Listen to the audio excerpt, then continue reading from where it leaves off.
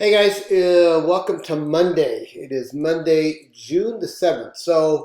I want to just take a quick minute here to sort of summarize what we've been doing over the last 5 weeks or so. This week we are entering Module 6, and I have a separate module lecture for what we'll be talking about this week. But I want to spend just a few minutes to summarize where we've been in terms of slowly reaching towards our final project. Um, Now, you've already done milestone 1, and this past week you finished up milestone 2. All right. Now, as I've told you before, that makes up about 2/3 of your final paper. All right. So you've already done 2/3 of the work for your final paper. Now, what is important is that you take a look at my feedback to both milestone 1 and milestone 2. And then you review your initial response based on my feedback. And then, if need be, add some additional information based on my comments and suggestions to you. All right. So once you do that, let's say, for example, you went back and you looked at your milestone 1 assignment and you've already gone in and made some adjustments based on my comments and feedback to you. And then you've looked at the final grading rubric and you've determined what's required for an exemplary rating on those specific critical elements. Maybe you had to add a relevant example or do something that demonstrates some additional level of research. Then you can put that milestone aside, and then you can go to milestone number 2 after I give you my feedback and do the same thing. All right, because now all you have to do is basically clean up, polish up those 2 milestones, and then you can set them aside as we get ready to approach module 7 in week 7, which is when your final project is due. Okay, so let me just briefly go through what we've been doing. Okay, so I've color coded the final grading rubric. Here it is right here. And I would strongly encourage you to use this as your outline. All right, like I've mentioned before, if you wanted to, you could title part of your paper Judicial Systems, and then you can have A, hierarchical structure, do your response. And then B, you can write levels, and then do your response. C, you can write subject matter jurisdiction, do your response. All right. The reason I suggest is that there are about 18 critical elements that you need to address for this final project.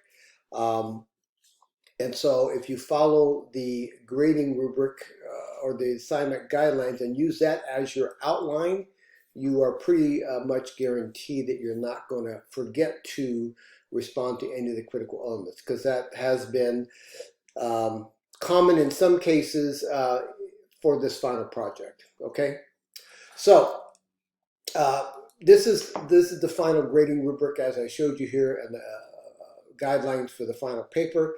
And so here's what it looks like.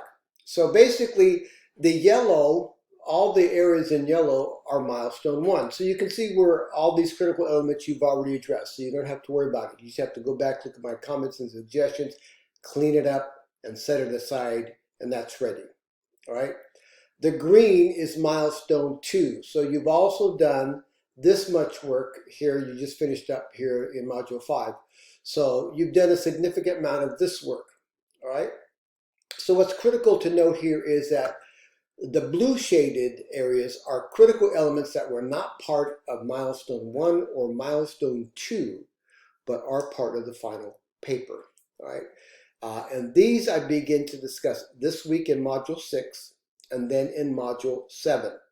So make sure you take a look at the announcements, the short module lecture, because I begin to fill in some of these gaps here on the blue sections, which are the critical elements that were not part of milestone 1 or milestone 2. Right? So that really should be the focus of your work as you begin working on your final paper in module 7.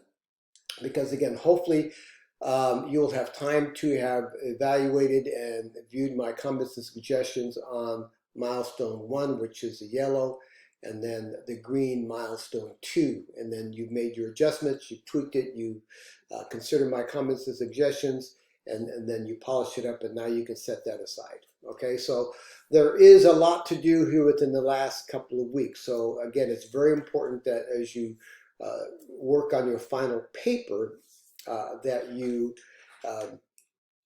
take a look at my comments and suggestions to you from those previous assignments. Okay, so you don't need to reinvent the wheel. I don't know why, but sometimes when I teach this class, students start all over like they've never researched these critical elements before. And they've done an awful lot of work, and I'm not sure what happened there. So again, you've already done 2/3 of the work. You've already done milestone 1. Here's the yellow. You've already done these. These are the milestone 1 assignments, critical elements. You've already done milestone 2. All the green are the critical elements from module, your milestone 2 assignment, and then the blue are critical elements that you have not done yet, but you need to do for the final paper. Okay. Feel free to use anything you have worked on, either in your discussion assignments or short papers that you think is applicable. So in some areas you might merely want to copy paste some information and then maybe massage it a little bit to reframe it. But you're most certainly allowed to do that, right? Because there are parts of your short papers that you might be able to apply to some of these critical elements, all right? Again, most of these, except for the ones in blue, we've already discussed, all right? And so I've given you good feedback on those and what I think you probably should be looking at in order to properly address the specifics associated with those critical elements. Okay, so that's coming up in another week or so, but I wanted to just make sure you understand you've already done, again, 2/3 of the work, all right? 2/3 of the work you've done. So hang in there, we are almost through the end. So this week, you're going to be looking at sentencing guidelines and mandatory minimum sentences. A couple key takeaways on these are that sentencing guidelines will be part of the final paper. All right, so sentencing guidelines are found right here under judicial systems, G and F. Explain the applicable sentencing guidelines in the federal and state judicial systems for this scenario. Defend your response. So in other words, how can we apply sentencing guidelines to our scenario, right? And then what is sentencing guidelines?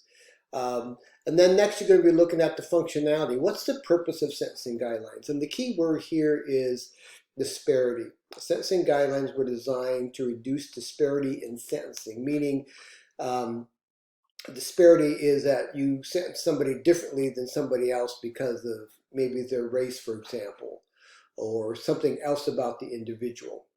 And so sentencing guidelines are really designed to minimize cases of disparity in sentencing. So sentencing is consistent across the board, right? So, for example, a federal judge hearing a case in New York and a federal judge hearing a case in Los Angeles, and the defendants have the same criminal history and the fact pattern of the offense is the same. Using sentencing guidelines, these two individuals should be sentenced very similarly, right? One should not be getting probation and the other one should not be getting 10 years in prison. That's what sentencing guidelines prevents, right? So I don't want to get too far into that lecture, but take a look at the milestone or the module lectures for module 6 and where I discuss sentencing guidelines and the functionality and mandatory minimum sentences. Okay, just remember mandatorry minimum sentences and sentencing guidelines are two separate concepts. They're not the same thing. All right, so that's it. I just want to let you know that you guys are doing a great job. We are on track. Everyone's looking strong. Again, just make sure that you understand exactly the fact that you've done 2/3 of this work already. All right, so you don't have to reinvent the wheel. You've already done the majority of the work. Again, we just need to clean it up, look at my comments and suggestions, and then organize your paper using the assignment guidelines here as your outline or the grading rubric as your outline, which is basically the same format. Okay. because that way you will not forget to complete uh, any of the critical elements, which will really impact your grade negatively. Okay, so I think that's it. You guys have a great week. Again, if you have any questions or anything about Module 6 or the upcoming milestone or final paper, just let me know. All right, guys, thanks a lot. I'll see you in Brightspace. Bye.